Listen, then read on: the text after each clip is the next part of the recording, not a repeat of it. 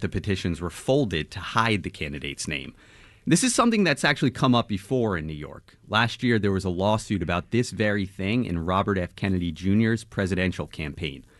A state judge ruled that this type of folding is fraudulent, and that campaign tossed 25,000 signatures.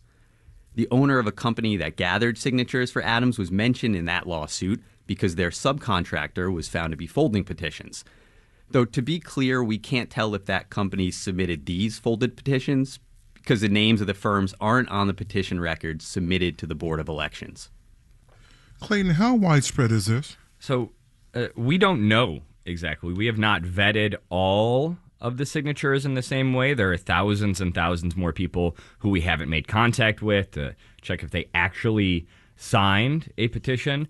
But here's what we do know. We confirm forgeries or signs of fraud among 9 petitioners. Those are the people hired by the campaign to collect signatures. And together, those petitioners submitted 5,000 signatures on behalf of the campaign. How has the Adams campaign responded? Adams attorney Vito Pitta says the campaign will hire a lawyer to conduct a full review of signatures, especially the ones attributed to dead people. Lastly, could this have any effect on his ability to stay on the November ballot? No, not even in light of the apparent fraud, and we'll tell you why. Voters and rival political candidates have less than a week under the law after petitions are filed to challenge the legitimacy of the petitions through the Board of Elections. Outside of that process, allegations of signature fraud can also be litigated in courts, but the deadline to file a lawsuit in cases like that was June 10th. The Adams campaign filed all of their signatures, all 50,000, in a single day. Other campaigns then had 6 days after that to challenge them, and nobody did. There's still the possibility that district attorneys will look into these signatures and the findings from our investigation. But for now, no office has said they would. So for us, we're going to continue reporting the story. That's WNYC's Clayton Guzza and David Brand. What a story. Thank you. Thanks, Michael. Thank you. WNYC is supported by the Sanitation Foundation, the official nonprofit partner of the New York City Department of Sanitation, reminding listeners to help keep the city clean by not littering. Don't do New York City dirty. Trash your trash. Although tariffs can shift with the winds, the news this morning is that products from some close U.S. trading partners are getting hit with high import taxes. Marketplace Morning Report is supported by Rubrik. When cyber attacks come for the cloud and threaten business operations, Rubrik gives you the power to bounce back fast. More at Rubrik.com. I'm David Brancaccio in Los Angeles. The administration is saying it's about trading away some efficiency in commerce for a new trade system that's, quote, fair and balanced. Mentioned less often is that tariffs are also about raising taxes to fund government spending. There's no deal with Canada, which for now at least will get a 35% tariff. Taiwan, with all its semiconductor exports, will get a 20%. Marketplace's Nancy Marshall-Genzer joins us now with more. Well, David, the Trump administration had set today as the deadline for countries to negotiate new trade agreements with the U.S. Some did meet the deadline, but Trump sent letters setting tariff rates to the other countries that didn't reach deals.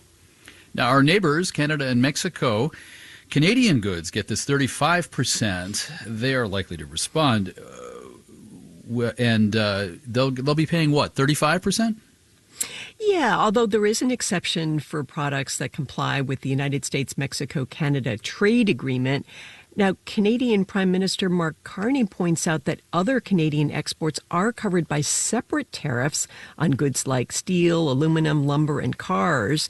Mexico got a bit of a reprieve. In a social media post, Trump gave Mexico a 90-day extension. All right, but many other countries now have rates under this new trading system. South Korea tariff 15%. Taiwan, with all its strategically important computer chips sent to the U.S., theirs is higher. Yeah, Taiwan will be paying a 20% tariff, but Taiwan's president called that temporary and is hoping for a lower rate after more talks with the Trump administration. India will be paying 25%. Pakistan's rate was slashed to 19%. Now, there is no agreement with China. U.S. and Chinese negotiators met earlier this week in Stockholm. They failed to reach a deal. The deadline there is August 12th. All right. Marketplace's Nancy Marshall-Genzer, thank you. Higher tariffs could dig into corporate profits, and higher prices could discourage consumers from spending. Stock index futures are pointing down at the moment. Dow futures down 444 points, about 1%. S&P futures also down 1%. NASDAQ futures down 1.2% now. The big hiring and unemployment reports are due in about an hour and a half, with forecasters expecting hiring in July, a little bit less of it, but less of it compared to June. Marketplace Morning Report is supported by Viking, exploring the world in comfort. With the fleet of small ships, Viking offers travel experiences for the thinking person. Discover more at Viking.com. And by Mercury. Mercury offers banking and financial software to help businesses do more in one place. Learn more at Mercury.com. If the stock market today isn't your cup of tea, the high-end art market isn't a happier place. But there's a difference between fine art and the art market. Money isn't everything. Let's consult art critic Blake Gopnik, a regular contributor to the New York Times. Blake, welcome back. Always a pleasure to be on the show, David. Where are we these months later? High-end art market is still a mess? Yeah, it seems as though it's even bigger mess than usual. In 2024, auction sales for works over $10 million, and those are some pretty valuable works, were apparently down 44%. There were 44% fewer sales of those high-end objects, according to the Wall Street Journal at least, than there had been the previous year. So that trophy inventory isn't moving, even at the art fairs where you expect to move that kind of stuff.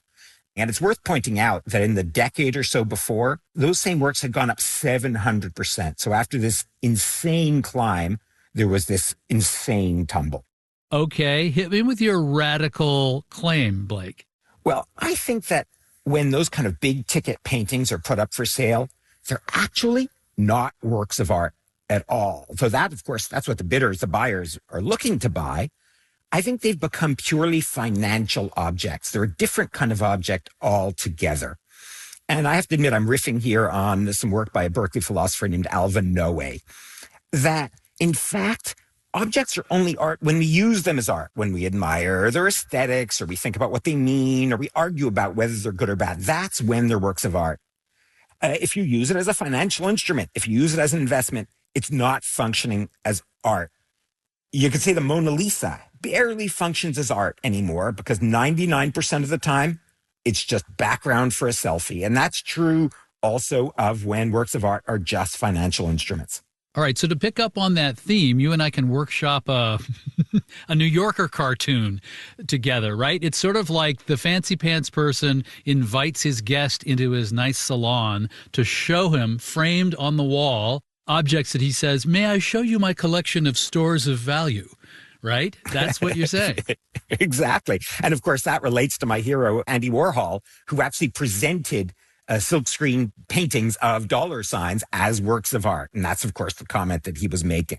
Yeah, and the more you think about, let's say, a painting or a sculpture as a store of value, then other investment vehicles compete for your dollars. In other words, oh, I'm not interested in that art store of value. I might be interested in putting my money into bonds because interest rates stayed higher. Exactly. And, you know, investing in art is the weirdest darn thing because it has no obvious value. I mean, we've said this before on the show. It's just a bunch of oil paint on a piece of canvas. So it's completely arbitrary what it's worth. But in theory, at least, it's supposed to be worth something because it matters to the culture as art. And if things are getting in the way of that, then its investment value should drop as well. So there are all sorts of factors that are helping, thank God, the art market tumble. Art critic Blake Gopnik, his most recent book is a biography of the Philadelphia collector Albert Barnes. Blake, always good to catch up. A treat, David. Back to our lead this morning about higher U.S. tariffs on a wide range of countries, including Mexico. We also have coverage of a court hearing yesterday challenging President Trump's authority to change tariffs without Congress by asserting an emergency. That'll also be in the Marketplace Morning podcast later. Our executive producer is Nancy Fargali. Our digital team includes Antoinette Brock, Emily McCune, and Dylan Mietinen. Our engineers are Brian Allison and Rachel Breeze. In Los Angeles, I'm David Brancaccio. It's the Marketplace Morning Report. From APM, American Public Media.